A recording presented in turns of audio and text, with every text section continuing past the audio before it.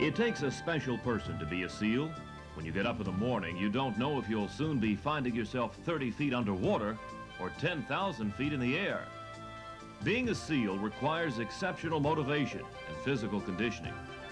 Parachuting from an airplane or helicopter, swimming or rafting long distances to shore from a ship, and locking out of submarines are all SOP for these elite naval commandos.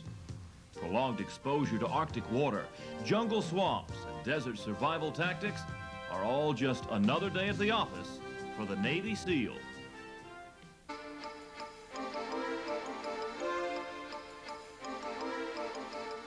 SEAL missions have produced big headlines for most of the 1980s.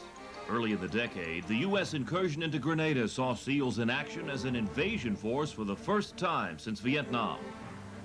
SEAL teams infiltrated the island and secured national radio and television stations prior to the American assault.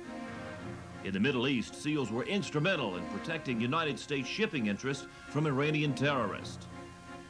The end of the decade saw Navy SEALs on a dual mission in Panama. While one SEAL unit immobilized Panamanian patrol boats, another fire team secured Noriega's private airfield, preventing the dictator's escape.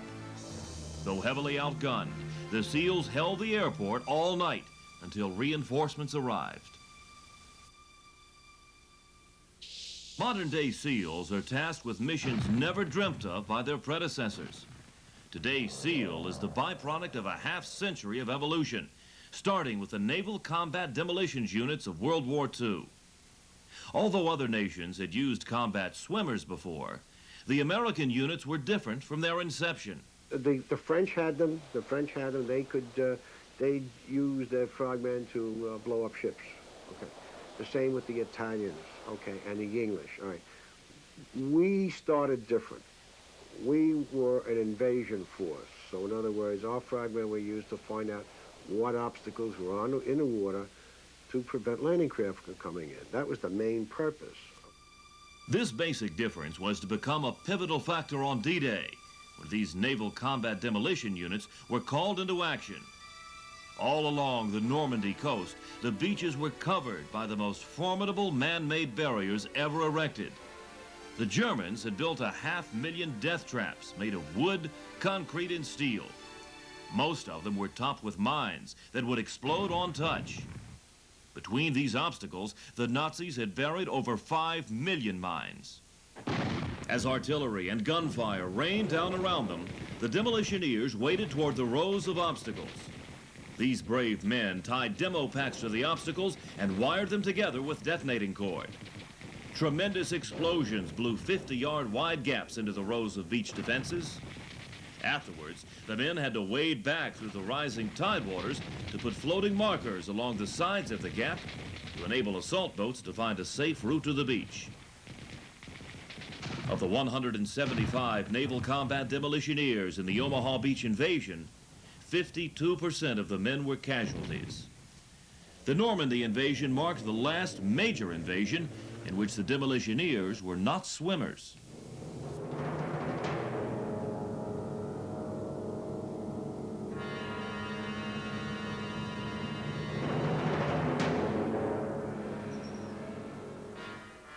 At Tarawa, hundreds of American lives were lost when landing craft were grounded on coral reefs far offshore. Marines were cut down by sniper fire and drowned in trenches as they waded ashore.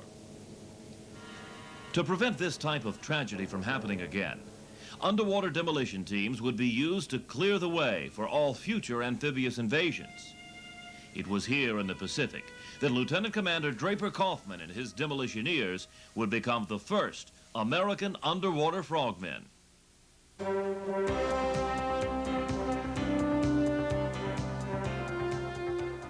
The UDTs had been trained in Fort Pierce, Florida, for what was referred to as sneak and peek warfare. At the time, they were required to swim no more than 600 yards. With their new mission, the reefs they would be exploring and demolishing were 3 times that far offshore. The lives of these men would depend on their preparation. The UDT swimming requirement was automatically up to a mile, and the buddy system was established. Armed with only their compasses, swim fins, and masks, the underwater demolition teams would swim toward heavily defended beaches as they surveyed the ocean floor. They would map out obstacles, make depth readings, and take sand samples in preparation for amphibious assaults. Later, they would return to place charges on any reefs or obstacles that needed to be removed prior to invasion. The swimmers, you'd be scattered, and it'd be very difficult for them to see you, you know. What they did was a couple of times they'd fire mortars, and they would be wicked. Rifle fire, not too much, you know, but with mortar, they'd explode right at the water's level, and the concussion, you'd get hit with that, you know. That was the worst part. Although the Marines took credit for being the first ashore during every invasion, frequently it was the UDTs that cleared the way. When the Marines hit the Guam beaches, they found signs that said, "Welcome, Marines, courtesy UDT-4."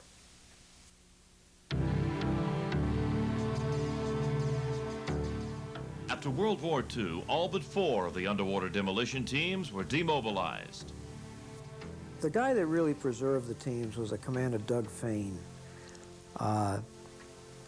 He kept the teams together. If it hadn't been for him, there probably wouldn't have been a UDT after World War II.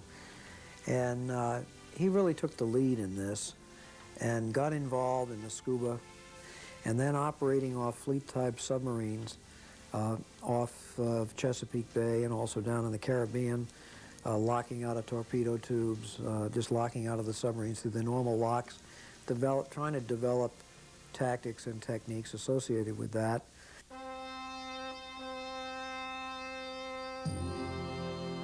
For the first time, the Navy was preparing UDT personnel for long-range missions behind enemy lines in future conflicts. The UDT program began to offer night reconnaissance classes, special warfare weaponry courses, and small unit tactics. This foresight proved to be well-founded when war broke out in Korea. UDT personnel were now capable of carrying out raids against the North Koreans. Demolitioneers cut off North Korean supply channels by destroying bridges, tunnels, and railway lines. In their first cold water operations, frogmen wearing rubber suits cleared mines from channels and cut up North Korean fishing nets. The teams played an important role in MacArthur's landing at Incheon. It was the UDT who discovered that there were no viable alternatives to that landing site. In a major step forward, underwater demolition teams added scuba capability to their operations. The first opportunity they had to use scuba was there were several minesweepers that had been sunk in about 100 foot of water, and they wanted to recover the crypto gear. And that was the first time that the UDTs were actually used their diving capability with open circuit gear. Went down. They were not able to recover the crypto gear, but they destroyed the minesweepers. The Korean conflict opened many new horizons for the underwater demolition teams. Paramount among them was the evolution of equipment, from snorkels to closed-circuit breathing systems, and from dynamite to plastic explosives. In Korea, the UDTs grew into a compact, hard-hitting mobile unit, and they moved inland for the first time.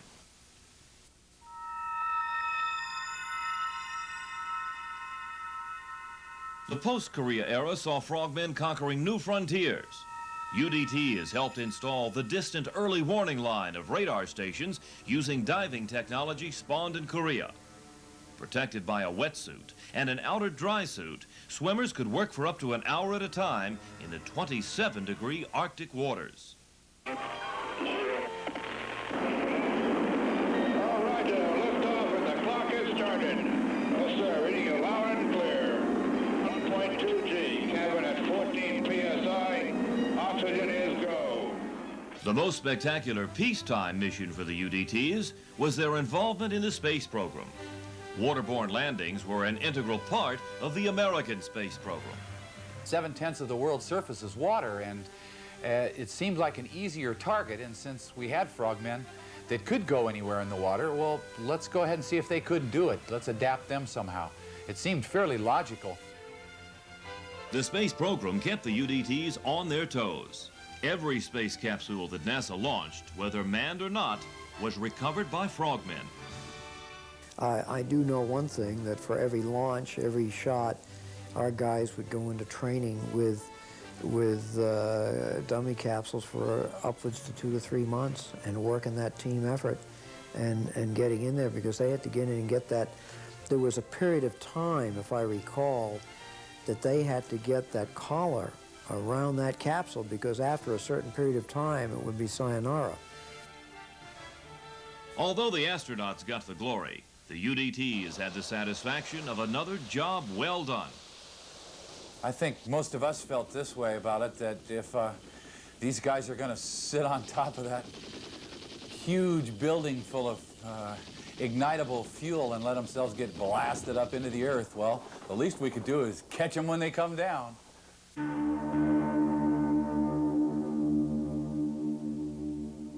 With the advent of the space shuttle, waterborne recovery is a thing of the past. But SEAL involvement in the space program is not. When Space Shuttle Atlantis lifted off in December 1988, it carried on board as mission specialist Commander William Shepard, a Navy SEAL. His career as an astronaut proves once again that SEALs are prepared to operate successfully in any environment, including outer space. That challenge is one that we're willing to accept, one we are unwilling to postpone, and one we intend to win, and the others too. President Kennedy foresaw the need for special troops to be used for intelligence gathering and counter-guerrilla warfare. He wanted men who could run clandestine missions in extreme conditions.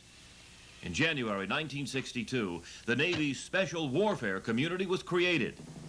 Volunteers came from the ranks of the underwater demolition teams. The size and composition of a SEAL team was initially set at 10 officers and 50 enlisted men. Within a month of being commissioned, the first SEAL units were operating in Vietnam.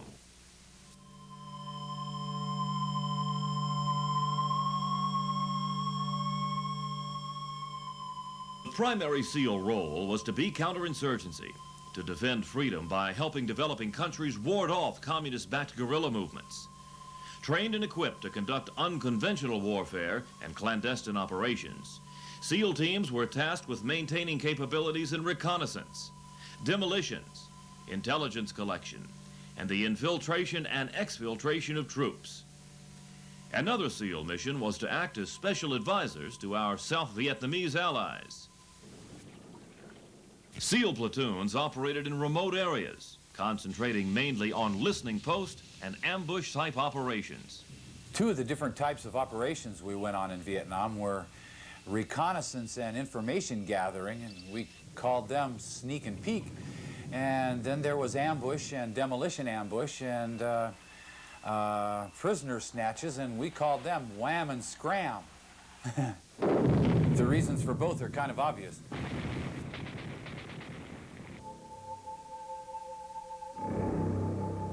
A common phrase during the war was that the day belongs to us, but Charlie owns the night. That ownership quickly changed hands whenever the green faces patrolled. SEALs proved to be the most ferocious animals in the jungle. The hysteria is what we wreaked on the enemy. We had some hits. We were taking injuries, but what I saw as just total routing and hysteria was inflicted on the enemy.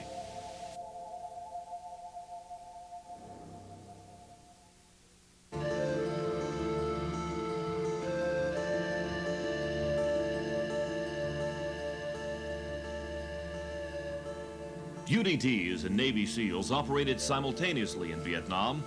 The UDTs continued their amphibious support role, and SEALs became commandos. They were the same type of men, but on different missions. UDTs continued to use their demolition capabilities to blast channels for Allied naval craft. Their diving abilities were used to recover weapons and bodies from downed aircraft. SEALs were trained to become snatch artists and assassins. They conducted raids deep into enemy-held territory to capture and destroy enemy arms caches and supplies. prisoner snatch operations proved SEALs to be capable of killing or capturing enemy officers, even in their own camps. It was through prisoners that SEALs gained insights into troop and weapon buildups.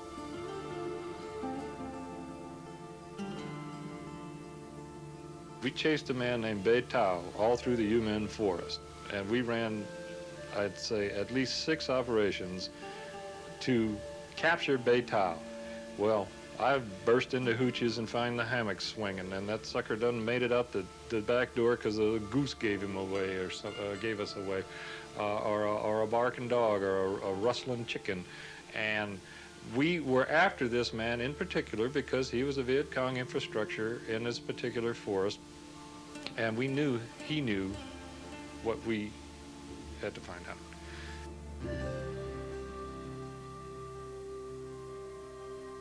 Using weapons ranging from crossbows to machine guns, Navy SEALs brought a personal war to the enemy in a previously safe area with deadly results.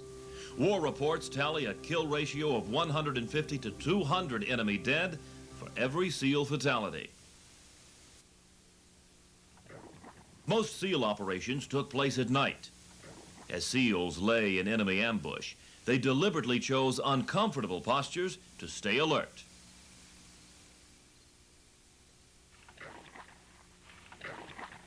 Because of the way the war went down, it was a war of waiting and quiet and long quiet, and then boom, it erupts real quick. And then all of a sudden it's back to being waiting and quiet. The terror and the horror of the war on how it's being fought against us and how we are trying to defeat them at their own game, yes, it does. It becomes a war of terror, and the ultimate terror wins.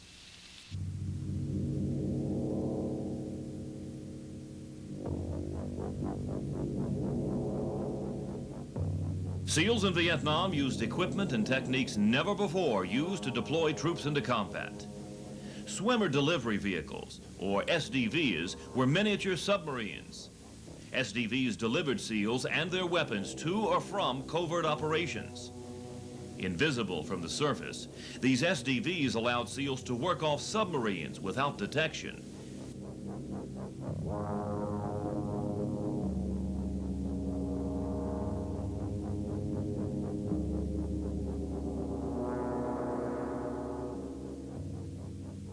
A less frequently used insertion ability was a skydiving technique called Halo.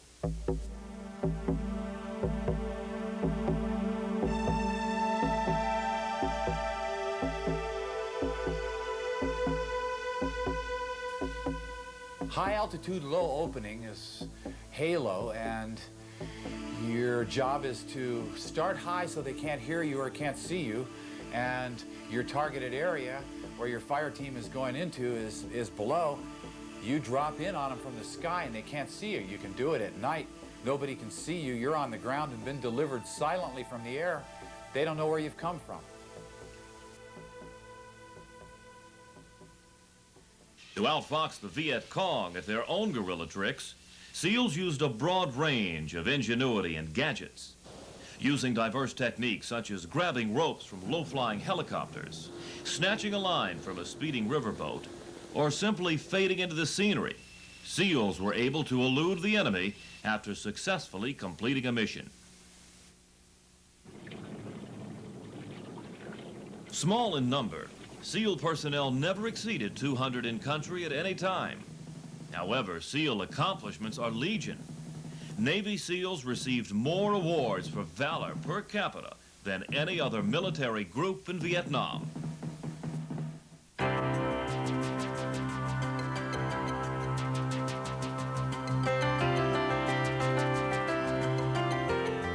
SEAL teams in Vietnam were remarkable in their achievements because they were no less remarkable in their training.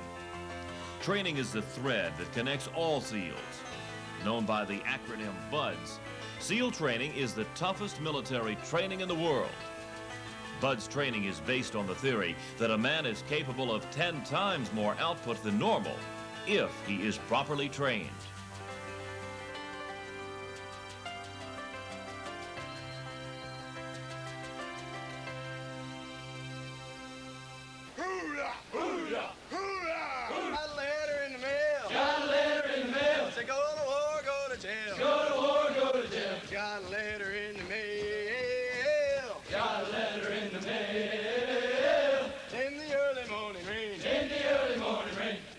It all starts at Basic Underwater Demolition School, and it starts out running.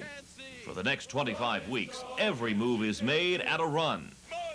Bud's trainees run before breakfast. Then it's hours of calisthenics, followed by another run, this time through the obstacle course.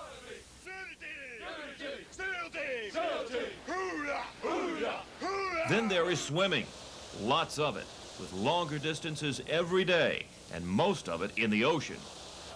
Trainees learn to act as teams through boat drills and special exercises that require group cooperation. Working together is a concept that is reinforced over and over throughout Bud's training. It isn't all PT. In between are classes on weapons, hand-to-hand combat, survival, and different types of scuba gear. Trainees learn how to set charges on land and underwater. Trainees practice being dropped and picked up from speeding boats. Whether performing hydrographic mapping, locking out of a submarine escape trunk, or swimming up for beach reconnaissance, team members learn they must literally place their lives in each other's hands.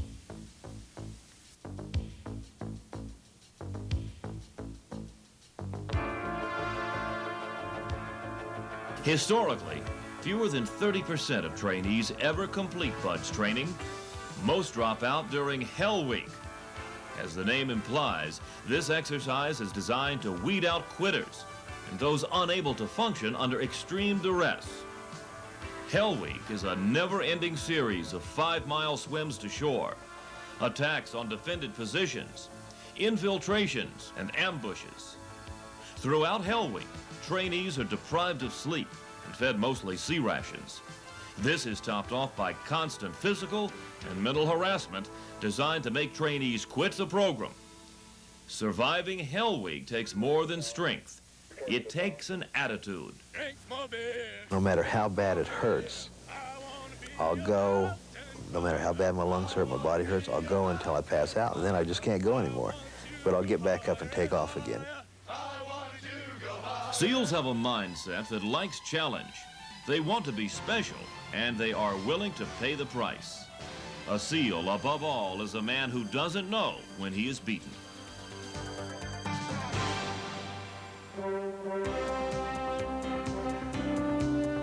For SEALs, Bud's training is just the beginning. The next 2.5 months consist of more weapons and explosives training, advanced skin diving and scuba techniques, rappelling, martial arts training, and parachute school. After that, SEALs attend Special Warfare School, where they study survival and guerrilla warfare techniques. There are classes in sniping, booby traps, espionage, and intelligence gathering. During all of this, the physical training never lets up. Instead, it gets tougher, with swims against the tide and through undertows, and with 15-mile runs in the sand along the beach. It's not physical toughness, it's mental toughness that gets men through. SEALs believe that fitness is a byproduct of personal integrity. One of the things Admiral Kaufman did when he started the teams in Fort Pierce, he went through personally with all his officers the first class and did everything the troops. And the one thing that is the same today as it always has been, that the officers and the men go through the same training. Going through Bud's training together creates a bond. SEAL officers are expected to lead by example, not by rank. The changes between Vietnam and today in the teams would start with training. During the Vietnam era, they did try to increase the number of trainees and tadpoles because they needed them for the SEAL teams, but they still tried to wash people out of the program in training. Training was tough. They didn't try to help you through. Training still is tough, but if you get hurt, you're not washed out of the program. They'll set you back and improve you and give you training, and you get another crack at it. So therefore, I think the change that's come in training has been from washing people out to helping them get through so that they actually have more of a better animal, almost a scientific animal.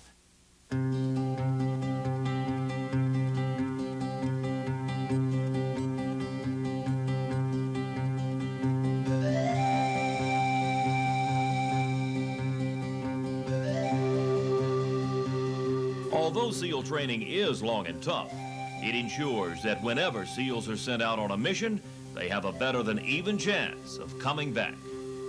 That is no less true today than it ever was. Starting from the inception of the Naval Combat Demolition Units in World War II and culminating with the merger of the UDTs and SEAL teams in 1983, the SEAL history is a proud one. SEALs, to me, are the cornerstone of American foreign policy. We're keeping the wars, the hotspots, away from the borders of America.